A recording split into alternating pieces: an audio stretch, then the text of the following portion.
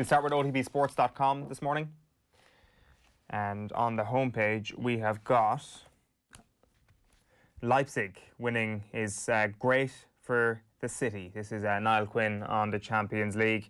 Munster call off training after a positive COVID-19 test for academy player. We've got the OTB brief as well, which is our morning podcast every single morning. You've got stuff on Arsenal here as well. Damien Delaney talking about Ozil.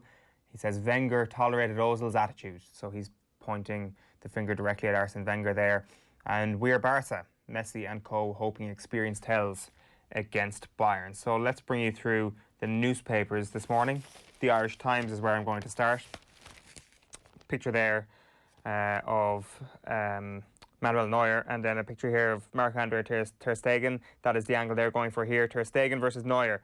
Barca versus Bayern, a proxy war for German rivals. Also, aristocrats battle for right to take on nouveau riche is another angle on that game tonight. It should be a cracker.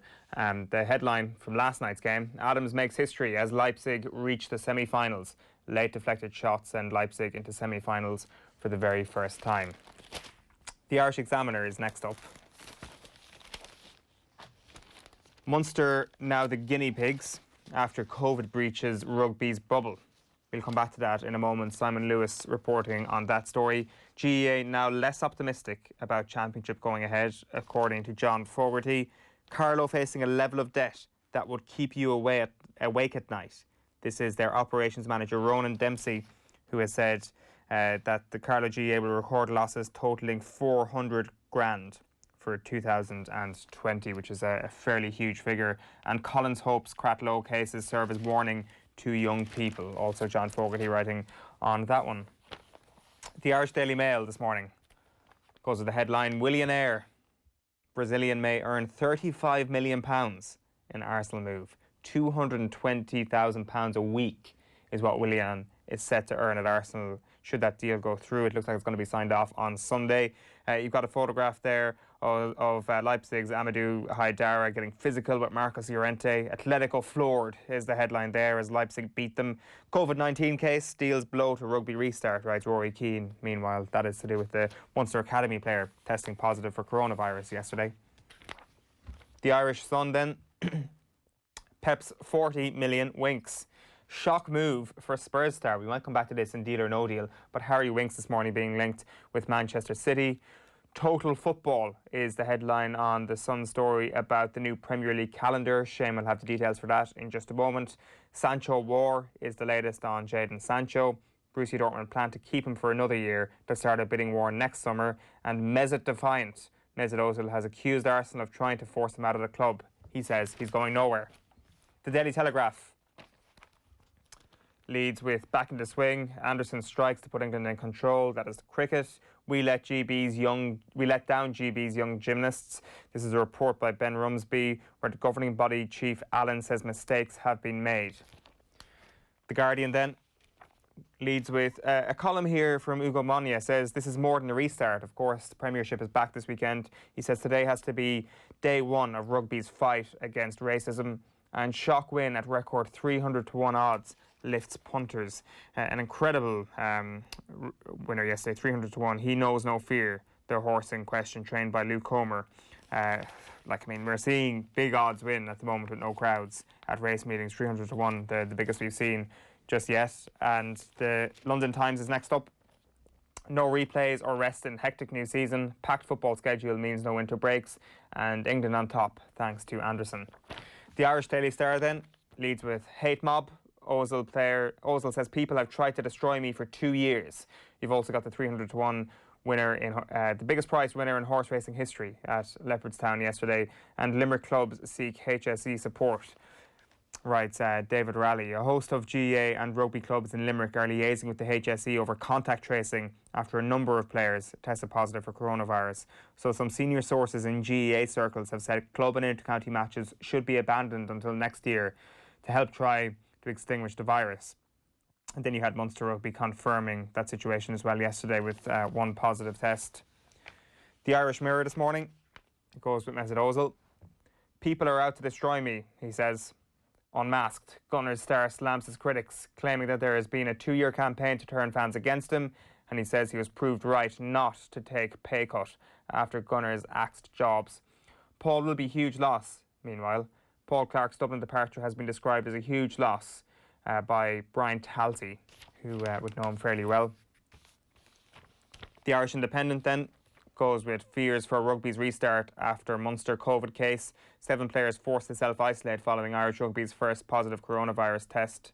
And you can see the picture there, just how much of a neck-and-neck finish it was for He Knows No Fears, the massive 300-1 winner yesterday at Leopardstown. And Sancho spurned Solskjaer with declaration of Dortmund love. He was out speaking yesterday, Jadon Sancho, and it looks like he might be moving to stay at Borussia Dortmund, but I'm sure there'll be more to talk about with that later in the summer.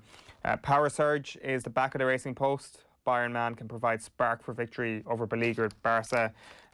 Picture there on the front of the Racing Post, as you can imagine, of He Knows No Fear, 300-1. Flat title, a one-horse race, says Fallon, and trainers hailed Jockey Club prize boost amid COVID catastrophe. That is the Racing Post. And then finally from the newspapers, no Sancho budge. Dortmund unconcerned by Reds' financial mind games. And Munster's COVID case puts plan in doubt. Richard Dunn, meanwhile, has written a column this morning saying United have a core for All A to build on, and why front four can lift Reds back up. So there are the newspapers. Let's have a look at the OTB Sports app this morning. Available now in the Play Store or on the App Store. The podcast there, including the OTB Brief, as I've mentioned, it's available every single morning, where John Duggan is this morning running down through all the big sports news. You'll hear the managers from last night and everything that's going on in the world of sport. The radio tab there is where you can listen to us live every morning, and of course the evening show, and of course the lunchtime shows whenever they're live. All our podcasts there as well. You can join us for those live appointments. So plenty there, including the latest Golf Weekly, and Andy Lee meets Peter Coonan is in highlights on OTB at the moment, talking about self-doubt, ambition. It's a fantastic chat. OTB AM is live in association with Gillette. Good morning start with Gillette, giving you the confidence to tackle the day ahead. We're turning our attention to 4 stories this morning. Shane, we're going to talk about the Premier League. We're going to talk about that COVID case in Munster, Brooks Koepka and his apology, and Nicky Brennan has had a stark warning for the GAA as well. We'll start with the Premier League fixtures. Yeah, so Premier League releasing these League, FA Cup and Carabao Cup dates yesterday. So just to put a bit of meat on the bones to this story and kind of show people where we're at with this fixture list. So there's an 8-month fixture pile-up, nobody's fault, of course. But next season looks a little bit hectic to say the least. So they've scrapped the winter break. So this upcoming season will be 5 weeks shorter than a standard season because of the late end to the 2019-20 season. But it's going to be very different in a number of different ways. And with Euro 2020 scheduled to take place next summer, that's only adding to the complication. So they can't really drag it too long. So they have to kind of finish on time to allow that tournament to take place when it is due to. So almost a third of all Premier League fixtures will be crammed into December and January. So we're going to have a seriously busy month, as we normally do in December, but it's going to be extra busy this December and January. And there's going to be a lot of football played. So if we're all still on lockdown around Christmas, we will have at least plenty of football to watch around that time. The cups have been changed as well. So 4 rounds of the Carabao Cup will be played before the end of September. So they're really getting that Carabao Cup underway quite early. And the Carabao Cup semi-finals will be reduced to a single leg. And as we've seen with the Champions League, it makes sense. Nobody wants to see a Carabao Cup first and second leg. It's just boring. So put it down to one leg, get it finished, and away you go. The early start will also allow teams competing in the European competition, so the group stage of the Champions League and the Europa League, to participate in that Carabao Cup. The 5th round and semi-finals for the Carabao Cup are penciled in for January. The final will take place around February 28th, so not too dissimilar to when it would take place in a normal season. The FA Cup then, replays will be scrapped to ease congestion. So again, that's probably a wise decision. We don't want too many extra games, especially with the calendar already as busy as it is. But so no replays in the FA Cup next year. The FA Cup will start with the extra preliminary round on September 1st, when the final is due to be played on the 15th of May of next year. Prize money as well halved because of the pandemic, so the financial impact clearly hitting the FA as well and the sponsors. So that prize money is halved, but the competition, I guess, has lost a little bit of its lore in recent years anyway. You'll probably agree, Owen, but the prize money is certainly going to be cut. One man who's not going to be happy with all of this, and usually isn't happy anyway, but Jose Mourinho. So Spurs will enter the Europa League at the second qualifying stage on September 17th. And that's the start of a 3-match bid to reach the group section, with their further matches on the 24th of September and the 1st of October. So that in itself is a busy period for them in a European sense. Apparently, Tottenham officials are speaking with the EFL to discuss this matter and see what they can do about their fixture congestion. But it would appear that their only option on the table at the moment is to follow Liverpool. So Liverpool, of course, Neil Critchley, their under-23 coach, took charge for a Carabao Cup game against Aston Villa. Spurs may well have to do similar, because they have a very busy period in Europe, and similarly to Liverpool in the Club World Cup, there's just nothing they can do about it. They can't play the same team constantly. The European dates can't be moved. That's one thing. Not viewed as feasible to change the EFL Cup dates, given the knock-on effect of the tournament and really the lack of alternatives. So it appears inevitable there will be clashes in European weeks. And UEFA takes a very dim view of people changing around the European dates, because they like exclusivity for those weeks. And if it happens, UEFA can reduce the solidarity payment it gives to English football through the FA. So it could hit clubs in the pocket, which is not good as well. No. We'll have the Premier League fixtures released next week as well, so we'll have more idea of who plays who when. So next week, so it's a bit complicated. Spurs are going to be recalling Troy Parrott from loan to play a no-mark Carabao Cup fixture, it seems. Let's move on to Nicky Brennan. Sean Moran has spoken to him in the Irish Times this morning. Nicky Brennan, by the way, is recovering from a dose of COVID-19 himself. He's been speaking about what happens next year. As we started to realise the problems, we've encountered half of them at best at this point. The real economic factors that come into play, how sport will look into the future, is a really interesting question. And what happens next spring, we just don't know, as the headline on that piece on page 15 of the Irish Times this morning. He says that there's going to be no change next year, no vaccine or treatment. Our county is going to incur the cost of the county game. And that is the question. We've seen Carlo this morning saying that they got a €400,000 price to pay for this. I think Kerry GAA have come out and put a similar number on it, as of Cork GAA. It seems to be somewhere leading up to around $500,000 that is going to be lost this year from having no spectators at games. He says, do we turn around and say to the GPA that we can't afford player expenses? Is that one of the ways we get money back? Other than the basics, travel and a meal after a game, we can't provide the usual supports. This is radical thinking and it may be necessary. There are huge challenges for everyone. Then he says there are around 550 people employed all around the country aside from Croke Park. If you were to look at that payroll annualised, you're probably talking north of €20 million. Now, he's not suggesting that there's going to be cutbacks or job losses in all these different factions around the country, but he does say that the price of that is around €20 million. So if you're putting two and two together in your own head, there could be casualties in that front. It would take the GAA 10 years to fully recover from from this entire situation. So he says if it all came to all, the GAA could probably live with it for 2021, but it would mean radical change. So if we are to go without a fully formed championship next year, it could take the GAA 10 years to fully recover, unless there's significant money coming from government and public funds, and they're going to be scarce as well, as he points out. Now, he's also spoken about the €40 million, which we've spoken about in an FAI context recently, how that's going to be divvied up between the FAI, the GAA, the IRFU. He says it's yet to be allocated, but there is a growing feeling that if All Irelands are to happen, they'll need a separate source of funding on top of that. So if that's what he's saying about the GAA, then you can imagine the dire straits that the FAI and indeed the IRFU find themselves in. So it is a fairly stark warning from Nicky Brennan this morning. We'll come back to Munster maybe later on, Shane, unless you got a very quick line on what the story is, and Brooks Koepka as well was the other story we just wanted to finish up on.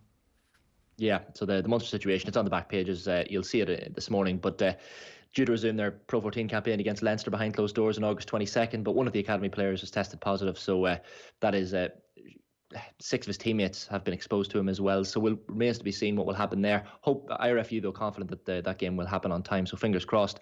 Then in Brooks Koepka, I mean, I looked... this is an apology, if you want to call it that. It's not really an apology. I had to Google apology this morning, Owen, and I think we're going to try and find Brooks Koepka's email address and send it to him, because you're supposed to express remorse, number 1, admit responsibility, number 2, make amends, number 3, and number 4, promise that it won't happen again.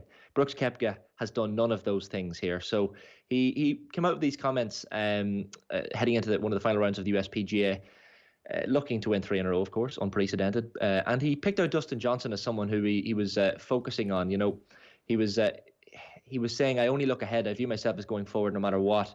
he was focused on Dustin, and he was a little bit harsh on Dustin Johnson and the other players on the tour as well. And then it kind of came around to bite him in the ass, because he slumped to a 4/74, the second worst score on Sunday, surrendering his grip on the Wanamaker Trophy. And he came out and said, it's in the papers as well this morning, the part I regret, and I wish I used different words, because I didn't pay enough attention to who was under Dustin, because he was my main focus. He was pressed then to explain which part he specifically regretted. He said it was the other guy's portion of his comment. He said, it's definitely the other guy's part, because that's a shot at all the other players. We pretty much know everybody. We grew up playing golf with them, and it came across that I had no idea who these guys are, and that's completely false. I've been portrayed as the villain, right? I'm different, super competitive, fiery. My idea of talking trash is a whole lot different than other people's. I get the whole villain thing, and I can definitely play into it. So he says he's got thick skin. He says he can handle it. But by all accounts, Brooks Koepka does not know how to apologise, Owen, I think. He doesn't need to apologise is the point here. The fact that he's even attempting to apologise, I think everybody should be offended by this. This is a terrible decision for him to even address it at this point. Like, I'm not even sure why he's standing over the fact that he's like, of course I'm aware of all the other guys. I'm sure he probably knows them to see outside of Dustin Johnson. It strikes me that he doesn't really pay a whole pile of attention to golf, and he probably just knows him from around the course. I'm all for Brooks Koepka as the guy on the outside who is spitting poison at all his, and it's not poison, it's actually fairly harmless stuff what he's been saying. I'm all for this, and I don't really think he is the villain, and he's probably the villain within the locker room. As in, it seems that Rory McIlroy kind of stuck up for Dustin Johnson at the weekend, and maybe that is showing where the trenches are being dug, and there's kind of a Patrick Reed-esque element to it where he's going to become alienated from the buddy atmosphere that exists potentially on the tour. So I think inside he could be painted as a villain, but outside to us, like, have you not all become big Brooks Koepka fans over the last little while? Because by and large, he has actually kind of lived up to the big talk. He's obviously, it was always going to bite you in the ass eventually. It was always going to come to a situation where Brooks Koepka would line up on a single round in the USPGA and not knock it out of the ballpark. Like, he's been amazing for the last 2 years in this competition. It was always going to come back to bite him eventually. I say keep doing it, Brooks. You're going to win a tournament again. You're going to win a major again, and it'll be all the sweeter when you are slagging off the likes of Dustin Johnson and Rory McIlroy. Yeah, I think the school of how not to apologise is sponsored by Patrick Reed, because Brooks in the past has spoken. There was a quote I found where he talked about Patrick Reed and his role in the US Ryder Cup team being thrashed by Team Europe most recently. And he says, obviously the things with Patrick, it just kind of took on a life of its own. We've got a group text, and there were some texts that were sent, and he kind of apologised for some things. So he kind of apologised. I think Brooks Koepka still remembers that kind of apology and has decided to adopt it himself. So he's kind of apologised for his comments on Dustin Johnson, but he hasn't really. And look, he finished 10 shots behind Colin Morikawa. So as you said, he's not always going to be winning majors and winning the USPGAs. But I think it's like Ronnie O'Sullivan. Ronnie O'Sullivan raised awareness of snooker this week by coming out with certain things in an interview that brought the sport into the public domain. Golf doesn't need that. Golf is already a strong sport, but it's a bonus. To have the likes of Brooks and Bryson DeChambeau firing arrows at each other is fantastic, as you said. Because we did think that we were entering into a period of incredibly boring men being the face of golf, like Jordan Spieth, an incredibly boring man. Colin Morikawa doesn't exactly strike us as the most charismatic guy of all time, but thankfully in between the Spieth arrival and the Morikawa arrival, you've had the arrival of Brooks Koepka, Bryson DeChambeau, as you mentioned. Even Justin Thomas, for me, is starting to stick out as somebody who I'm starting to become a little bit interested in. I think that he is one of the more unintentionally funny players on tour, because every time he gets angry, I think it's just hilarious. He was picked up about 40 different times with a hot mic, cursing at his golf ball and lipping out of the hole at certain times. So I'm all for him. Like, I think you're right. Probably golf doesn't necessarily need it, but it can never be a bad thing. And like the longer we have the longer we have to wait before we finally get this Koepka versus DeChambeau final day showdown, the more the anticipation will build, and the more it might have to live up to that hype. Because that is what we want at this moment. We wanted to kind of the DeChambeau, the petulant child, and the guy who clearly hates him, and Brooks Koepka going toe to toe on a final day of a major. That's what we want, and that's what we need at the moment. Yeah, and like, Koepka's from the Sunshine State. He's from Florida. He should be quite chill on paper, but he's not. And I don't care if this beef is fake. I don't care if Brooks Koepka and Bryson DeChambeau, it's unlikely, but I don't care if they're meeting up after a round, sitting in the car laughing together, saying, "Oh, this is great, isn't it? We're going to make so much money out of this beef." I don't care. It's great entertainment, and to see Brooks Koepka firing arrows constantly at Bryson DeChambeau, because I think Bryson doesn't really know how to respond. It's like when there's two people, when there's an older brother arguing with a younger brother, and the older brother always has the intellectual one-upmanship and the upper hand, and the younger one gets really annoyed because they can't win the argument ever. I think that's Bryson, and while I feel for him and he's a great player, this beef is reflecting better on Brooks Koepka, I think. So, and the fact that Rory McIlroy got involved is interesting as well. Rory's always very honest, but the fact that he pointed out that Dustin Johnson has extortionately more PGA Tour wins than Brooks Koepka shows that all the players are getting involved, and they're all a little bit more spicy now because of the leadership of Brooks Koepka in starting it all. Who is the more fearsome trash talker, Brooks Koepka or Ronnie O'Sullivan? I think Ronnie didn't name anyone. He didn't. He just said all the players lower down in the tour are crap, and they're all amateur. If I lost an arm and a leg, I'd still be in the top 50. So it's pointed, but it's not pointed as in Brooks Koepka is pointing at Bryson DeChambeau. So I think, and of course he pointed at Dustin Johnson as well. So Brooks is a bit more brave and brazen. Yeah. He's literally pointing at individuals and saying negative things about them, whereas Ronnie doesn't usually. He says things about Ali Carter once or twice that are a little bit funny and pointed, but I think the individual picking people out is what makes Brooks stand out, I think. It is 9:06 AM. We're going to be joined by Jana Gefjortoft very shortly to look ahead to tonight's Champions League and talk about an incredible week so far. First, here's Graham Hunter on whether he believes that Barcelona can beat Bayern Munich tonight.